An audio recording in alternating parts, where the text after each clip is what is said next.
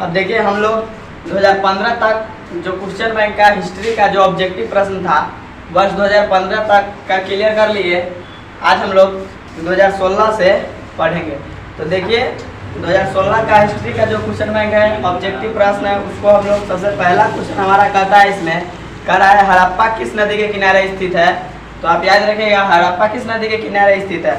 Option A में दिया हुआ है सिंधु नदी, ऑप्शन बी में दिया हुआ है ब्यास नदी, और ऑप्शन सी में दिया हुआ है सतलज नदी, और ऑप्शन डी में जो दिया हुआ है रावी नदी। तो सबसे पहले हम लोग ऑप्शन को लिखेंगे, ठीक है। देखिए पहला क्वेश्चन कहता है हड़प्पा किस नदी के किनारे स्थित है। ए में दिया हुआ है क्या, सिंधु नदी। ए में जो दिया हुआ है सिंधु। बी में क्या दिया हुआ है, बी में दिया हुआ है ब्यास, ब्यास नदी।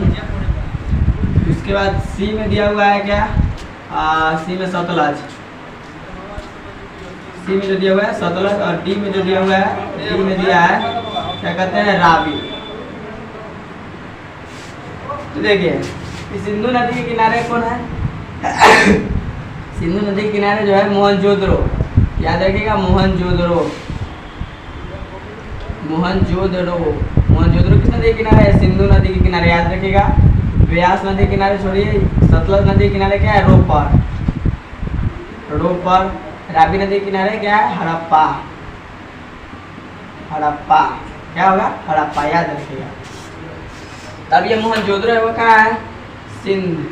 कहाँ है, सिंध। सिंध कहाँ है, पाकिस्तान में। पाकिस्तान, सिंध पाकिस्तान में, ठीक है। याद रखिएगा सिंध पाकिस्तान में। रोपर कहाँ है, पंजाब। और कौन पंजाब में, भारत वाला पंजाब में। पंजाब भारत में, पाकिस्तान के पंजाब में नहीं। हड़प्पा कहाँ है, हड़प्पा पंजाब में है, लेकिन ये पंजाब कहाँ है, पाकिस्तान में। पाकिस्तान के पंजाब में है हड़प्पा। याद रखिएगा, ठीक है। स्थिति भी पूछ लिया जाता है। तो देखिए क्या कहता है क्वेश्चन हमारा, कहता है हड़प्पा किस नदी के किनारे स्थित है। तो अभी लिखे हड़प्पा किस नदी के किनारे स्थित है, हड़प्पा रावी नदी के किनारे स्थित है। क्यों नदी के किनारे, रावी नदी के किनारे। याद रखिएगा ऑप्शन नंबर डी हमारा सही हो जाएगा। हड़प्पा आपसे पूछेगा हड़प्पा किस नदी के किनारे स्थित है, रावी नदी के किनारे। और पूछेगा हड़प्पा की खोज कब हुई थी। तो हड़प्पा की खोज जो हुई थी 1921 में। और 1921 में हड़प्पा की खोज जो किए थे वो कौन किए थे, राय बहादुर दयाराम साहनी। कौन किए थे, राय बहादुर दयाराम साहनी।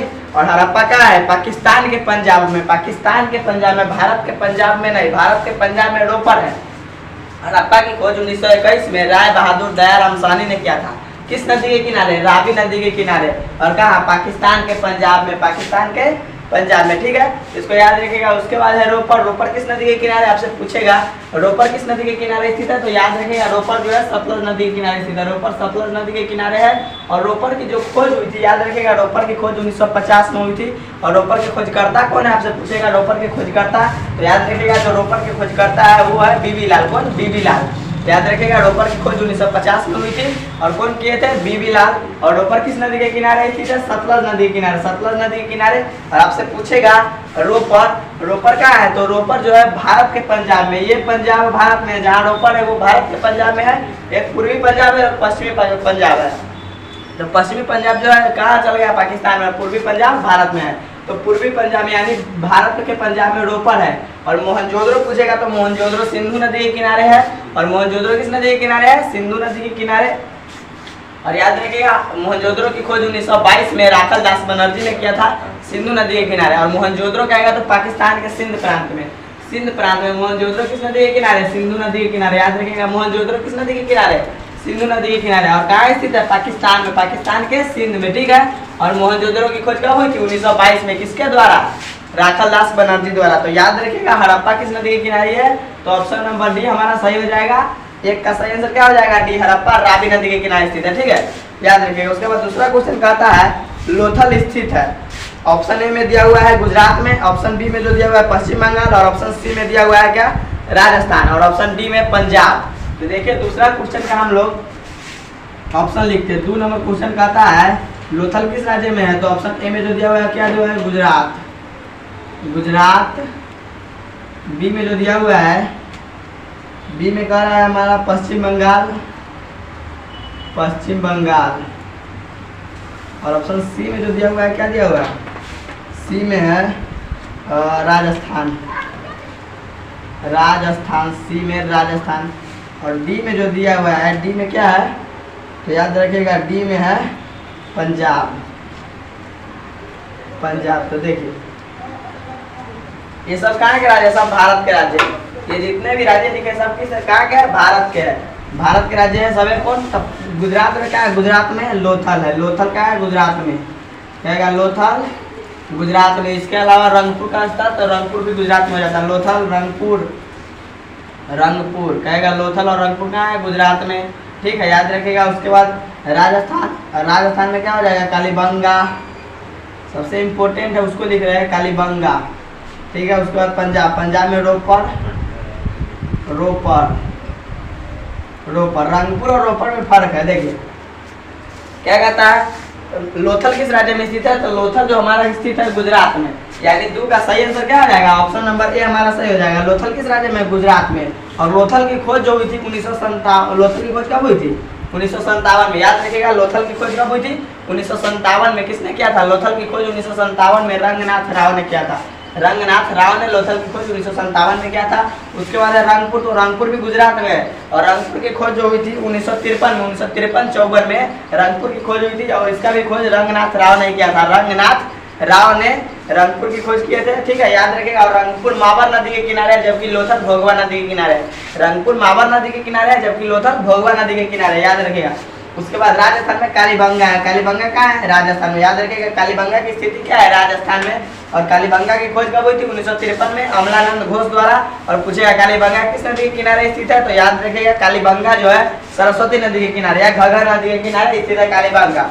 उसके बाद है रोपड़, तो रोपड़ पंजाब में है। और रोपड़ की खोज 1950 में बीबी लाल ने किया था। 1950 में बीबी लाल रोपड़ की खोज किए थे। ठीक है, और रोपड़ पंजाब में। और किस नदी के किनारे पूछेगा, रोपड़ किस नदी के किनारे स्थित है, तो यहाँ लिखिए रोपड़ जो है सतलज नदी के किनारे। किस नदी के किनारे, सतलज। तो दो का सही आंसर क्या हो जाएगा, लोथल किस राज्य में है, गुजरात में। ऑप्शन नंबर ए हमारा सही हो जाएगा, दो का सही आंसर ए हो जाएगा।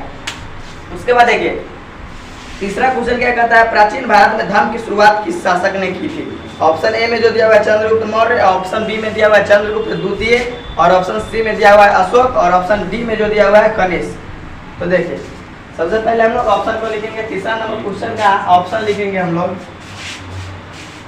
3 नंबर क्वेश्चन में ऑप्शन ए में दिया हुआ है कौन, चंद्रगुप्त मौर्य, चंद्रगुप्त मौर्य, चंद्रगुप्त मौर्य। और बी में जो दिया हुआ है चंद्रगुप्त द्वितीय, चंद्रगुप्त द्वितीय, याद रखिएगा चंद्रगुप्त, चंद्रगुप्त द्वितीय। सी में जो दिया हुआ है अशोक, सी में क्या है अशोक। और ऑप्शन डी में क्या है कनिष्क, कनिष्क क्या है कनिष्क। तो प्राचीन भारत में जो धर्म चंद्रगुप्त मौर्य कौन वंश के थे, मौर्य शासक, मौर्य शासक, याद रखिएगा मौर्य शासक थे कौन। इधर चंद्रगुप्त द्वितीय कौन शासक, गुप्त शासक, गुप्त वंश के था, गुप्त शासक। उसके बाद अशोक मौर्य शासक, मौर्य वंश का सबसे महान शासक, मौर्य शासक। कनिष्क कुषाण शासक, कुषाण शासक, याद रखिएगा कुषाण शासक। ठीक है, देखिए अब बात को समझिए। प्राचीन भारत में जो धर्म की शुरुआत किए थे वो कौन किए थे, तो याद रखिएगा प्राचीन भारत में जो धर्म की शुरुआत किए थे वो कौन किए थे, अशोक।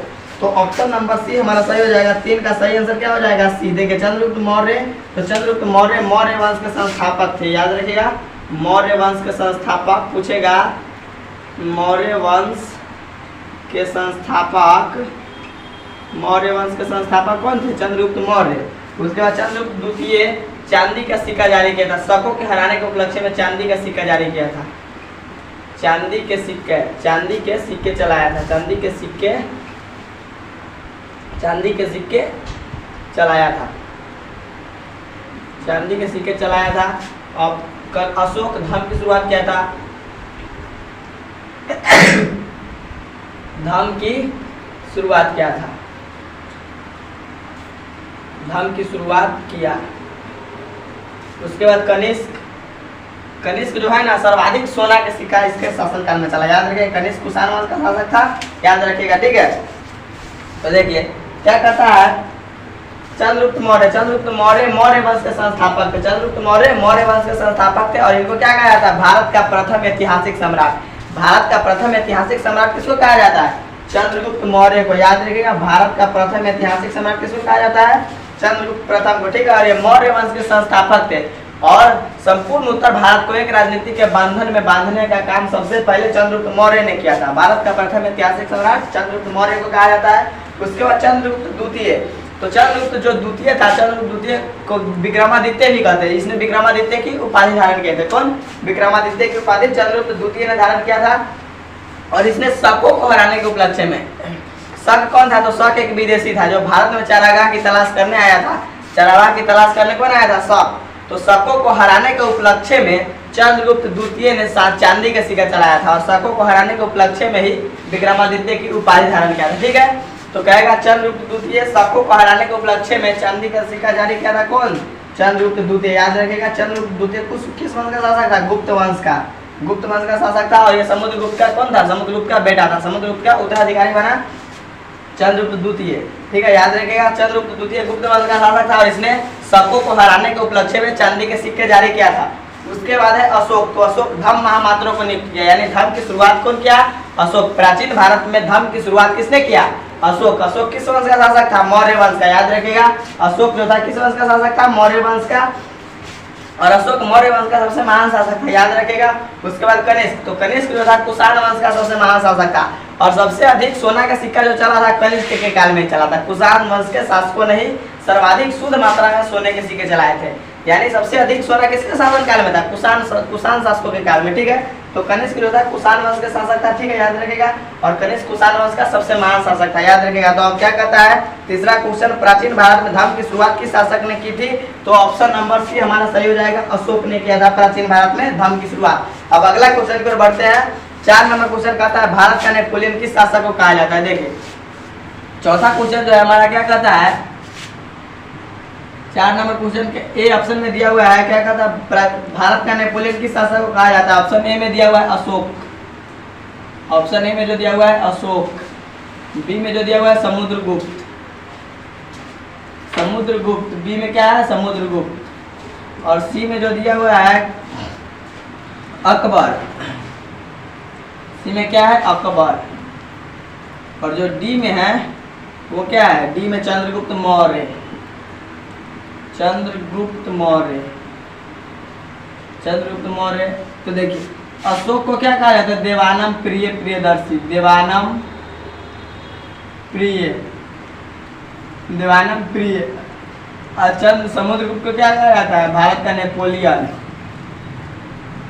भारत का नेपोलियन किस शासक को कहा जाता है? याद रखिएगा भारत का नेपोलियन। उसके बाद अकबर को क्या कहा जाता है? मुगल वंश का वास्तविक संस्थापक। मुगल वंश का वास्तविक संस्थापक। मुगल वंश का वास्तविक संस्थापक। मुगल वंश का वास्तविक संस्थापक कौन था? अकबर। मुगल वंश का वास्तविक संस्थापक। चंद्रगुप्त मौर्य को क्या कहा जाता है? भारत का प्रथम ऐतिहासिक सम्राट। भारत का प्रथम ऐतिहासिक सम्राट। भारत का प्रथम ऐतिहासिक, याद रखिएगा भारत का प्रथम ऐतिहासिक सम्राट। भारत का प्रथम ऐतिहासिक सम्राट। देखिए क्या कहता है? 4 नंबर क्वेश्चन हमारा कहता है भारत का नेपोलियन किस शासक को कहा जाता है? तो यहाँ लिखे भारत का नेपोलियन किसको कहा जाता है? समुद्रगुप्त को। और समुद्रगुप्त जो था यह गुप्त वंश का था। किस वंश का? गुप्त वंश का। समुद्रगुप्त को क्या कहा जाता है? भारत का नेपोलियन। भारत का नेपोलियन किसको कहा जाता है? समुद्रगुप्त को, याद रखेगा। और कहेगा यूरोप का समुद्रगुप्त किसको कहा जाता है? तो यूरोप का समुद्रगुप्त नेपोलियन को कहा जाता है, यानी समुद्रगुप्त की तुलना नेपोलियन से की जा रही है, ठीक है। तो भारत का नेपोलियन किसको कहा जाता है? समुद्रगुप्त को। और अशोक, तो अशोक को देवानम प्रिय प्रियदर्शी भी कहा जाता है। अशोक के अन्य नाम है देवानम प्रिय प्रियदर्शी। और उसके बाद कहेगा अशोक को पुराणों में क्या कहा गया? तो याद रखिएगा अशोक को पुराणों में कहा गया है क्या? अशोक वर्धन। अशोक वर्धन अशोक को पुराणों में कहा गया, ठीक है। और अकबर, तो अकबर कौन था? मुगल वंश का वास्तविक संस्थापक। और अकबर किस वंश का था? मुगल वंश का। अकबर मुगल वंश का शासक था। अशोक मौर्य वंश का था। अशोक मौर्य वंश का था। समुद्रगुप्त गुप्त वंश का था। और अकबर मुगल वंश का था। किस वंश का? मुगल वंश का। और मुगल वंश का वास्तविक संस्थापक अकबर को कहा जाता है, ठीक है। अकबर को मुगल वंश का वास्तविक संस्थापक कहा जाता है। इधर चंद्रगुप्त मौर्य, तो चंद्रगुप्त मौर्य मौर्य वंश के संस्थापक थे और ये मौर्य वंश के शासक थे, याद रखिएगा। मौर्य वंश के प्रथम शासक थे और मौर्य वंश के संस्थापक थे। और कहेगा भारत का प्रथम ऐतिहासिक सम्राट किस शासक कहा जाता है? चंद्रगुप्त मौर्य को। भारत का प्रथम ऐतिहासिक सम्राट किसको कहा जाता है? चंद्रगुप्त मौर्य को। तो ये याद रखेगा, भारत का प्रथम ऐतिहासिक सम्राट चंद्रगुप्त मौर्य को कहा जाता है। तो भारत का नेपोलियन किस शासक कहा जाता है? 4 का सही आंसर ऑप्शन नंबर बी हमारा सही हो जाएगा, समुद्रगुप्त को भारत का नेपोलियन कहा जाता है। अब देखिए 5वां क्वेश्चन क्या कहता है हमारा, 5 नंबर क्वेश्चन हमारा क्या कहता है, देखिए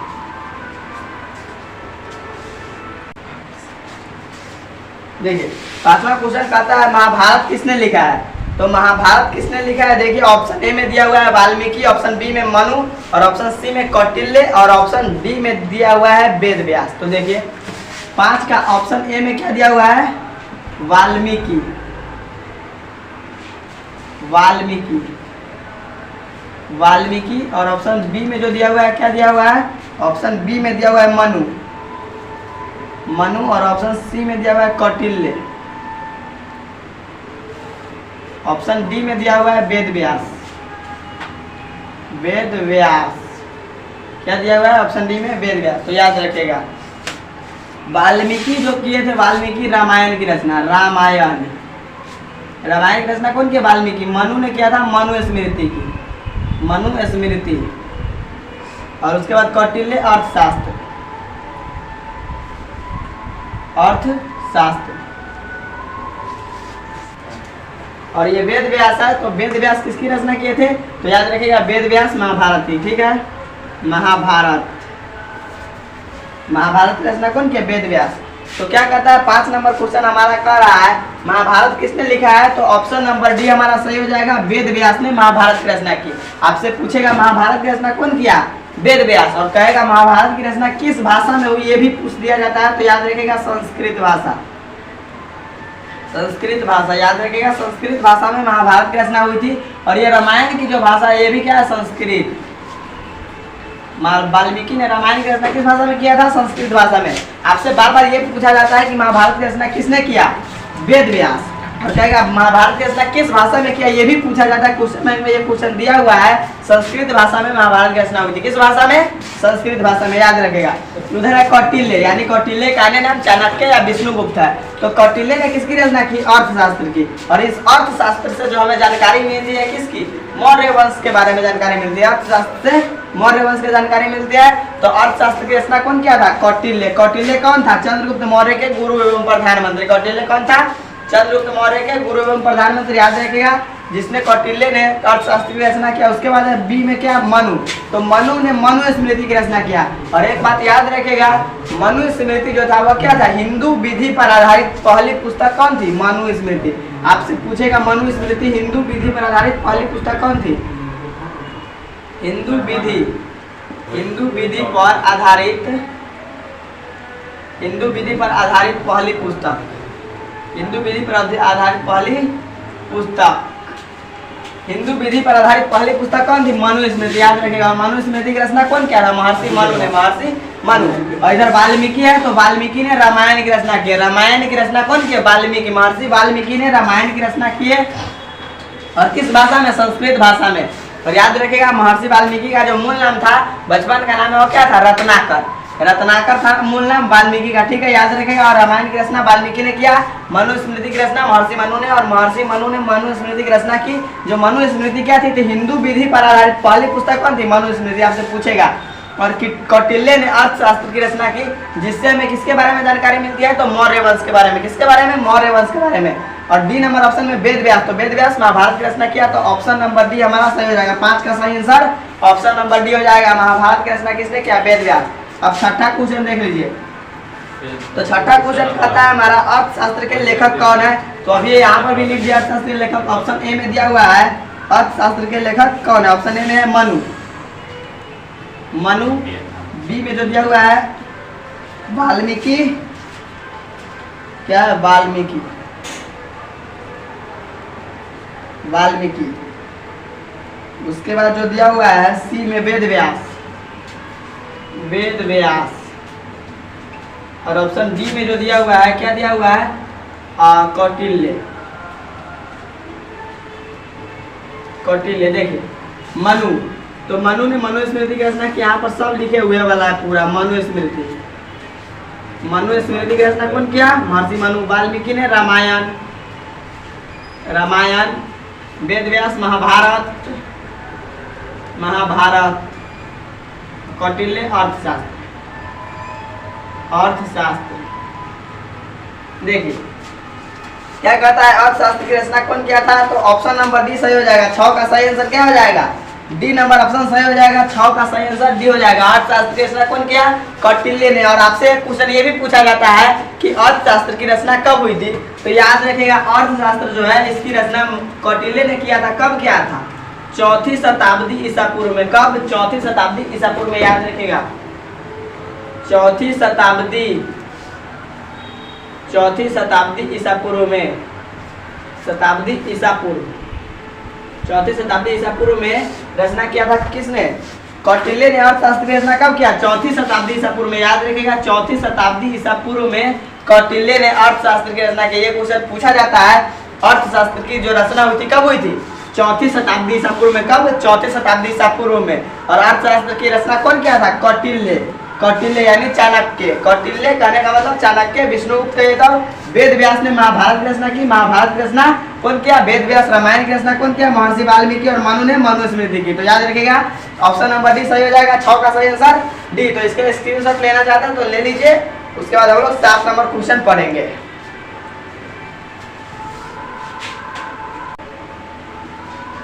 देखिए 7 नंबर जो हमारा क्वेश्चन है क्या कहता है हमारा?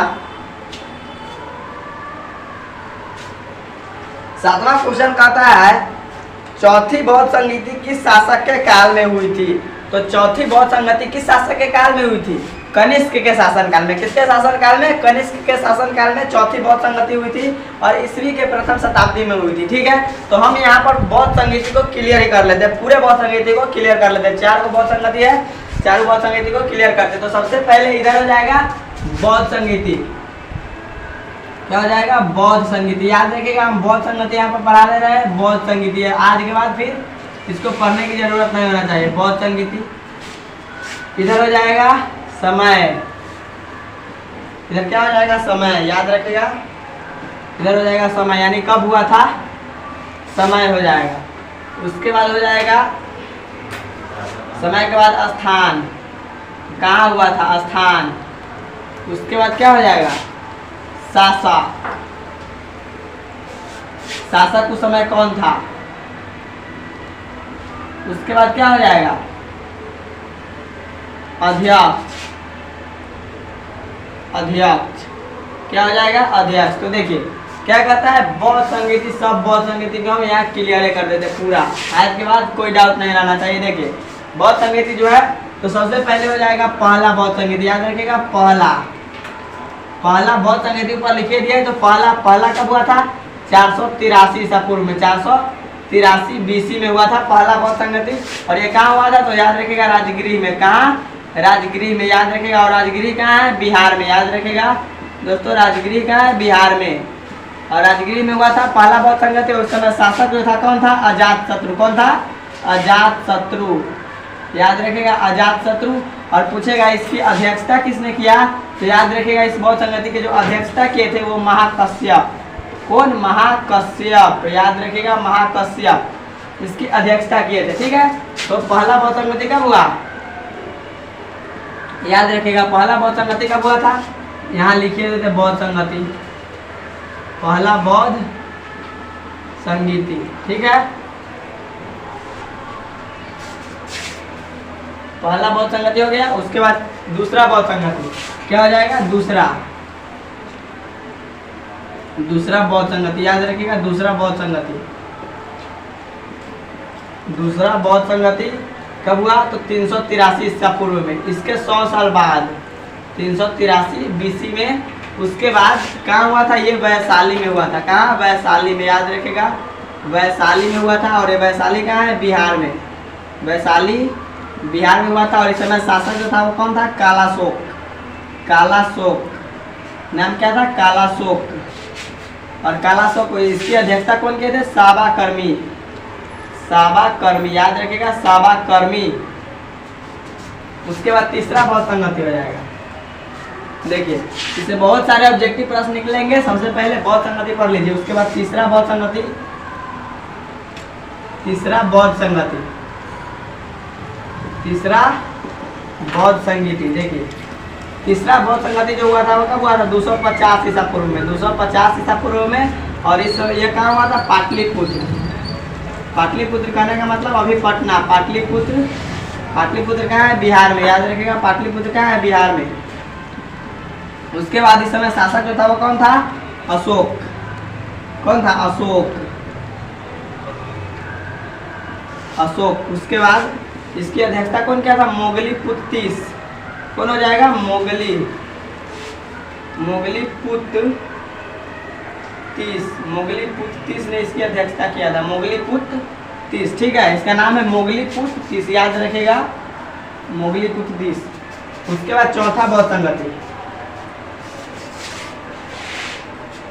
देखिए चौथा बौद्ध संगति,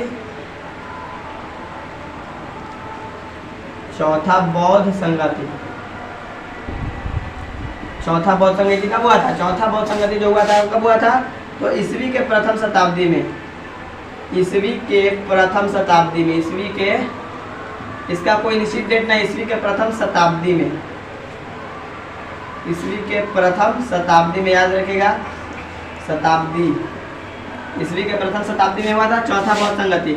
और ये कहाँ हुआ था? तो याद रखेगा ये जो हुआ था कुंडलवन। कुंडलवन कहाँ है? कश्मीर में, कुंडलवन। कुंडलवन कश्मीर में, कुंडलवन कश्मीर में हुआ था। और इस समय जो शासक था वो कौन था? अशोक, कनिष्क। कौन था? कनिष्क, याद रखिएगा कनिष्क इस समय शासक था, कनिष्क। उसके बाद इसकी अध्यक्षता कौन किए थे? तो याद रखिएगा इसकी अध्यक्षता वसुमित्र। कौन? वसुमित्र। वसुमित्र ने इसकी अध्यक्षता की। तो देखिए अब समझिए बौद्ध संगति 4 को हुआ है।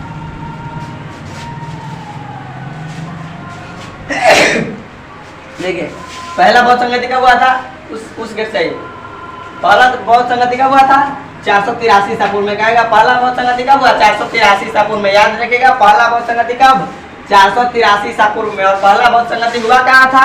तो राजगृह में। कहाँ? राजगृह में। राजगृह कहाँ है? बिहार में, याद रखिएगा पहला बौद्ध संगति राजगृह में हुआ। और राजगृह कहाँ है? बिहार में।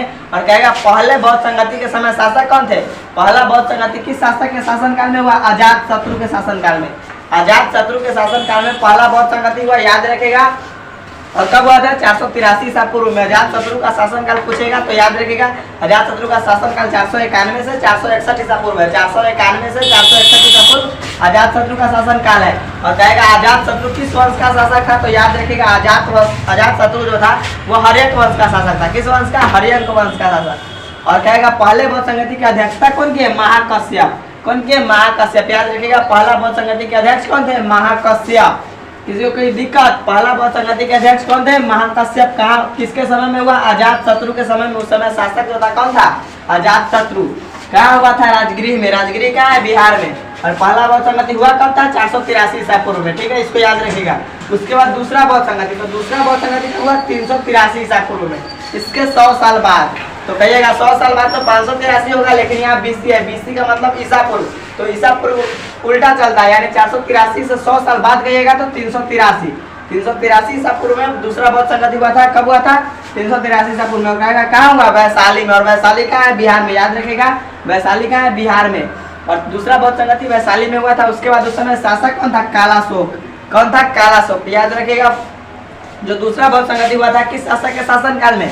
कालाशोक के शासनकाल में। किसके शासनकाल में? कालाशोक के शासनकाल में। और ये भी पूछेगा दूसरा बौद्ध संगति के अध्यक्ष कौन थे? तो साबाकर्मी।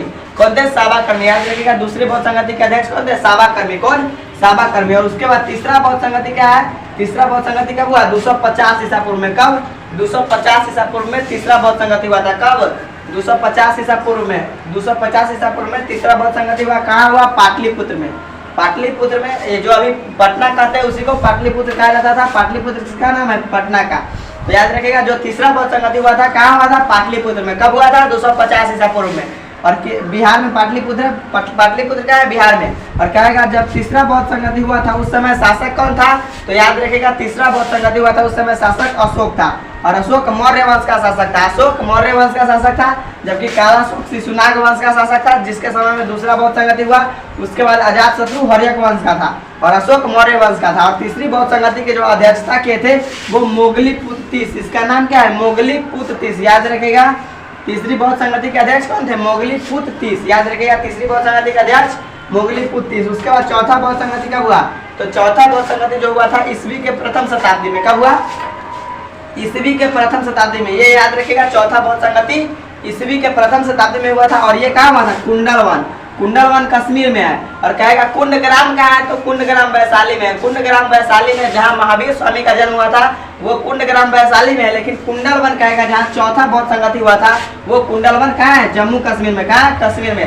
तो वही कहता है चौथी बहुत संगति कब हुई थी? तो ईस्वी के प्रथम शताब्दी में हुआ था। और कहाँ हुआ था? कुंडलवन। कुंडलवन कहाँ है? कश्मीर में। याद रखिएगा, कुंडलवन कश्मीर में। और कहेगा चौथी बहुत संगति के समय शासक कौन था? कनिष्क। और कनिष्क किस वंश का था? कुषाण वंश का। कनिष्क कुषाण वंश का शासक था। याद रखिएगा, कनिष्क के समय में चौथा बहुत संगति हुआ।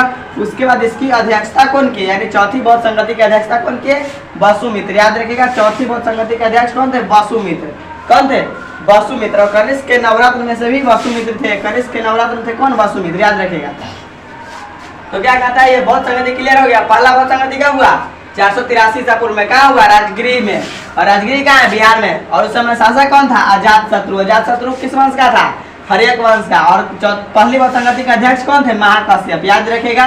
और ये चार को बहुत संगति हुआ, इसमें से 3 को बहुत संगति कहाँ हुआ है? बिहार में। याद रखेगा, पहला राजगिरी बिहार में, दूसरा वैशाली बिहार में, उसके बाद तीसरा पाटलिपुत्र बिहार में, और जो चौथा हुआ है वो कहाँ है? कुंडलवन। कुंडलवन कहाँ है? कश्मीर में। याद रखेगा। तो चौथा बहुत संगति के समय शासक कौन हो गया? कनिष्क। तो यही क्वेश्चन करता है 7 नंबर क्वेश्चन, चौथी बहुत संगति किस शासक के काल में हुई थी? तो याद रखिएगा, ऑप्शन नंबर डी हमारा सही हो जाएगा। कनिष्क के शासन काल में हुआ था। ऑप्शन नंबर डी सही हो जाएगा। 7 का सही आंसर क्या हो जाएगा? डी। तो इसका स्क्रीनशॉट ले लीजिए। उसके बाद हम लोग आगे बढ़ेंगे 8 नंबर क्वेश्चन।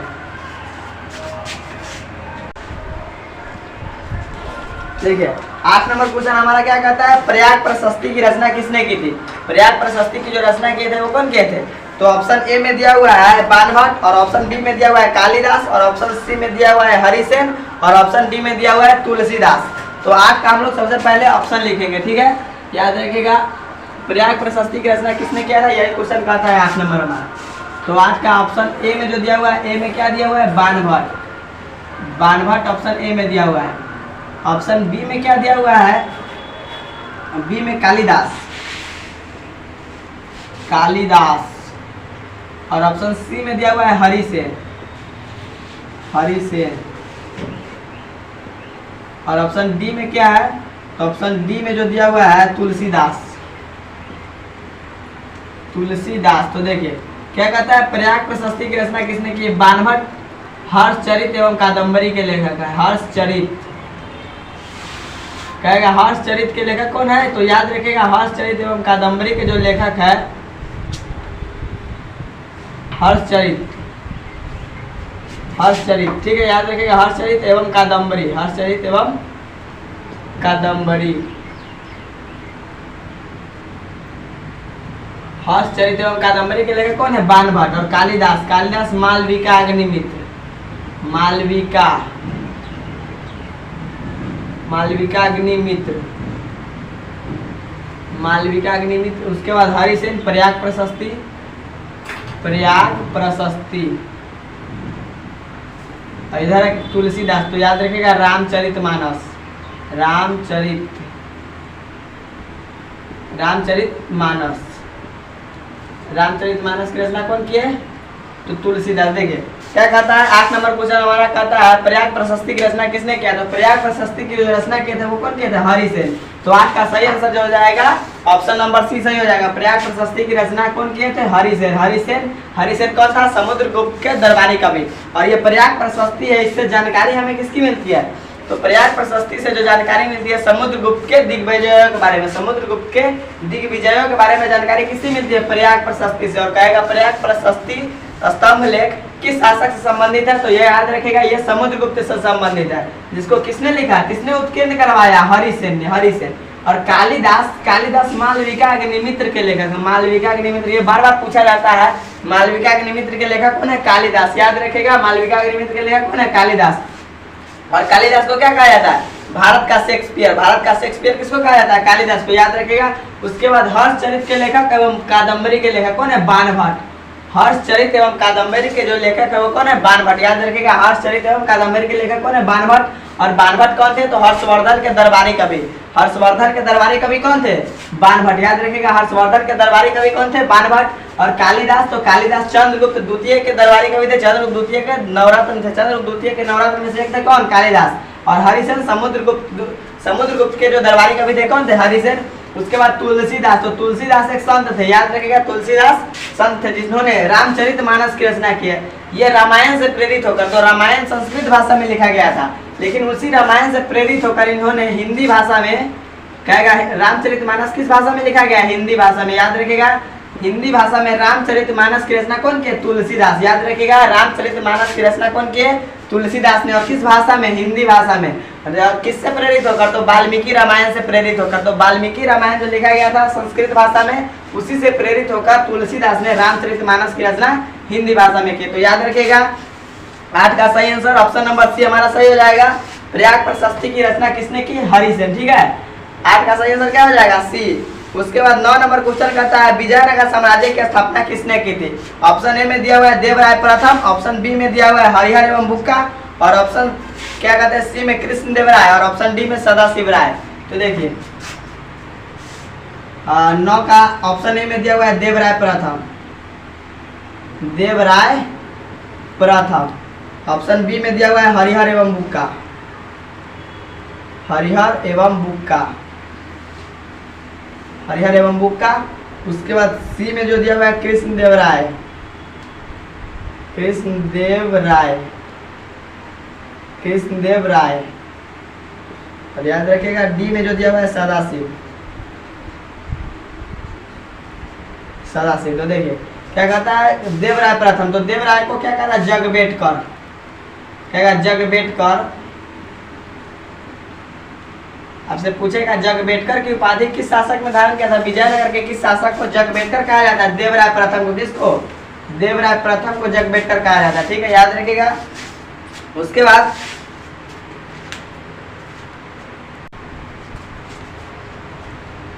9वां क्वेश्चन कहता है विजयनगर साम्राज्य की स्थापना किसने की? तो ऑप्शन ए में दिया हुआ है देवराय प्रथम नहीं, देवराय द्वितीय। देवराय प्रथम नहीं होगा, देवराय द्वितीय। याद रखिएगा देवराय द्वितीय। कौन है देवराय द्वितीय? जिसको जगबेटकर कहा जाता है। एक अभिलेख में जगबेटकर, और जगबेटकर का जो मतलब होता है क्या होता है? तो याद रखिएगा जगबेटकर का मतलब क्या होता है? हाथियों का शिकारी। क्या हो जाएगा? हाथियों का शिकारी, हाथियों का शिकारी। हाथियों का शिकारी किसको कहा जाता है? देवराय द्वितीय को। हाथियों का शिकारी किसको कहा जाता है? देवराय द्वितीय को। ये देवराय प्रथम नहीं है, देवराय द्वितीय। ठीक है, और जगबेटकर किसको कहा जाता है? देवराय द्वितीय को। याद रखिए। और हरिहर और बुक्का, तो हरिहर और बुक्का जो थे विजयनगर के संस्थापक, विजयनगर, विजयनगर के संस्थापक पूछेगा। विजयनगर साम्राज्य के संस्थापक, विजयनगर साम्राज्य के संस्थापक कौन थे? हरिहर एवं बुक्का। कृष्णदेवराय विजयनगर का सबसे महान शासक, विजयनगर का सबसे महान शासक, विजयनगर का सबसे महान शासक कौन है? विजयनगर का सबसे महान शासक, विजयनगर का सबसे महान शासक। उसके बाद सदाशिव राय, तो ये तुलुक वंश का सबसे अंतिम शासक था। तुलुक वंश का, तुलुक वंश का अंतिम शासक कौन था? तुलुक वंश का अंतिम शासक, तुलुक वंश का अंतिम शासक। याद रखिएगा। देखिए क्या कहता है विजयनगर साम्राज्य की स्थापना किसने की? तो विजयनगर साम्राज्य की स्थापना कौन किया था? तो याद रखिएगा विजयनगर साम्राज्य की स्थापना हरिहर एवं बुक्का ने किया था। हरिहर एवं बुक्का ने विजयनगर साम्राज्य की स्थापना किया था। और कहेगा कब किया था? तो 1336 ईस्वी में, 1336 ईस्वी में, 1336 ईस्वी में विजयनगर साम्राज्य की स्थापना कौन किया? हरिहर एवं बुक्का। तो ऑप्शन नंबर बी हमारा सही हो जाएगा। हरिहर एवं बुक्का ने विजयनगर साम्राज्य की स्थापना किया था। कब? 1336 ईस्वी में। और इधर है देवराय द्वितीय, तो ये याद रखिएगा देवराय द्वितीय को क्या कहा जाता है? देवराय द्वितीय को जगबेटकर। जगबेटकर कहने का मतलब क्या हो गया? हाथियों का शिकारी। हाथियों का शिकारी किसको कहा जाता है? देवराय द्वितीय को। एक अभिलेख में देवराय द्वितीय को क्या कहा गया? जगबेटकर। याद रखिएगा देवराय द्वितीय को जगबेटकर कहा गया, देवराय द्वितीय को। और कहेगा देवराय प्रथम, तो देवराय प्रथम के दरबार में निकोलो कोंटी आया था। और विजयनगर की यात्रा पर आने वाला प्रथम विदेशी यात्री निकोलो कोंटी था, जो किसके दरबार में आया था? देवराय प्रथम के दरबार में। किसके दरबार में? देवराय प्रथम के दरबार में। और याद रखिएगा देवराय द्वितीय को क्या कहा जाता है? जगबेटकर। उसके बाद हरिहर एवं बुक्का ने विजयनगर साम्राज्य की स्थापना किया। कब? 1336 ईस्वी में। उसके बाद कृष्णदेवराय, तो कृष्णदेवराय है जो कृष्णदेवराय का क्या कहते हैं, कृष्णदेवराय विजयनगर का सबसे महान शासक था। क्या कहा, विजयनगर का सबसे महान शासक कौन था, कृष्णदेवराय। और कृष्णदेवराय तुलु वंश का शासक था, किस वंश का, तुलु वंश का। और उसके बाद क्या कहा, तुलु वंश का अंतिम शासक कौन था, सदाशिव। सदाशिव राय तुलु वंश का अंतिम शासक था। और कहेगा सदाशिव राय का शासन काल, तो याद रखिएगा सदाशिव राय का शासन काल कब से कब तक है, तो क्या याद रखिएगा 1542 से 1570, 1542 से 1570 एडी तक इसका शासन काल है। किसका शासन काल है, 1542 से 1570 एडी तक किसका शासन काल है, सदाशिव राय का। और तुलु वंश का सबसे अंतिम शासक कौन था, सदाशिव राय। याद रखिएगा तुलु वंश का अंतिम शासक कौन, सदाशिव राय। तो 9 का सही आंसर क्या हो जाएगा, ऑप्शन नंबर बी हमारा सही हो जाएगा।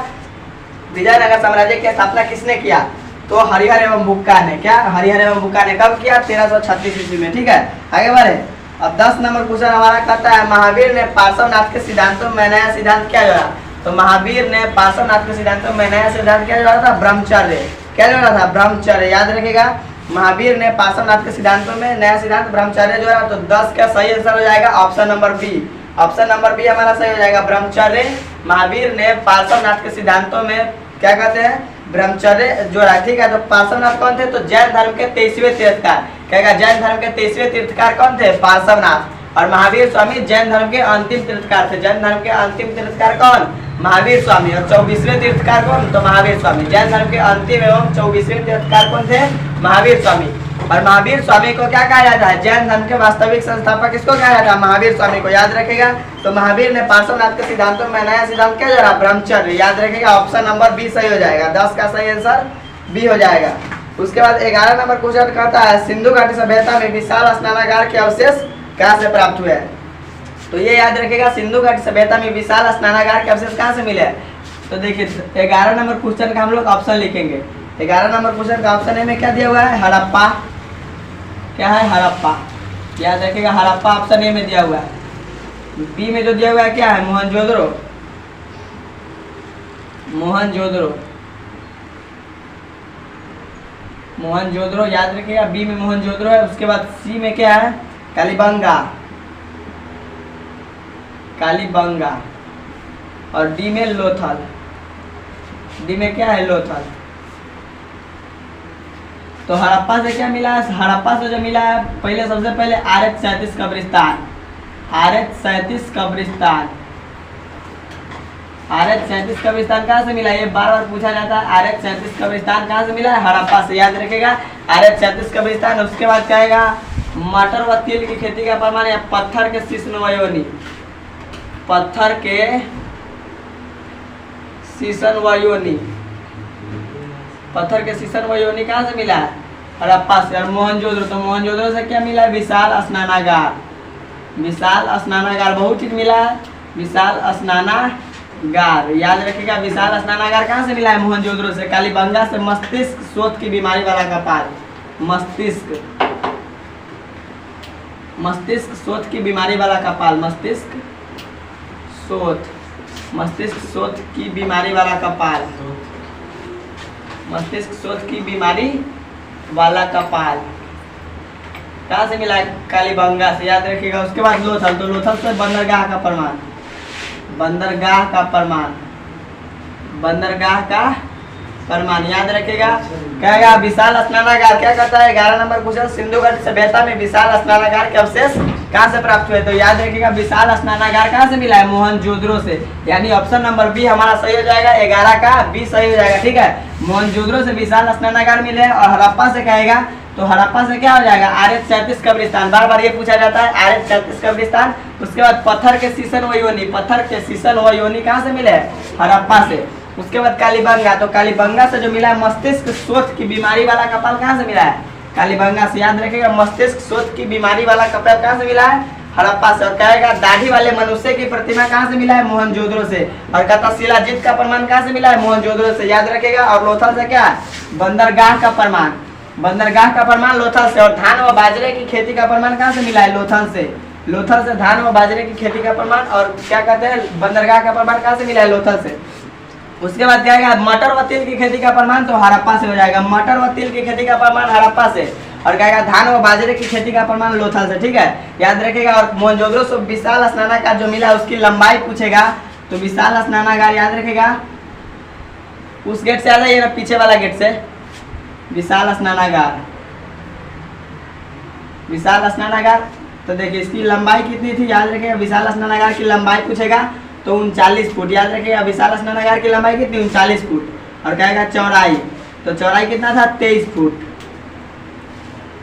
23 फुट इसकी चौड़ाई थी। और कहेगा गहराई, गहराई पूछेगा तो 8 फुट। क्या हो जाएगा, 8 फुट इसकी गहराई हो जाएगी। तो देखिए जो मोहनजोदड़ो से विशाल स्नानागार मिले उसकी लंबाई कितनी थी, 39 फुट। कितनी, 39 फुट। और कहेगा उसकी चौड़ाई, तो चौड़ाई जो थी 23 फुट। कितने, चौड़ाई 23 फुट। और कहेगा गहराई, तो गहराई हो जाएगा 8 फुट। याद रखेगा मोहनजोदड़ो से मिले विशाल स्नानागार की लंबाई 39 फुट, चौड़ाई 23 फुट और गहराई 8 फुट। याद रखेगा। तो विशाल स्नानागार का प्रमाण कहाँ से मिला है, मोहनजोदड़ो से। तो 11 का सही आंसर क्या हो जाएगा, ऑप्शन नंबर बी हमारा सही हो जाएगा। तो आज के सेशन को रहने दीजिए। अब हम लोग कल 12 से पढ़ेंगे, 11 नंबर क्वेश्चन तक क्लियर कर लिए, ठीक है।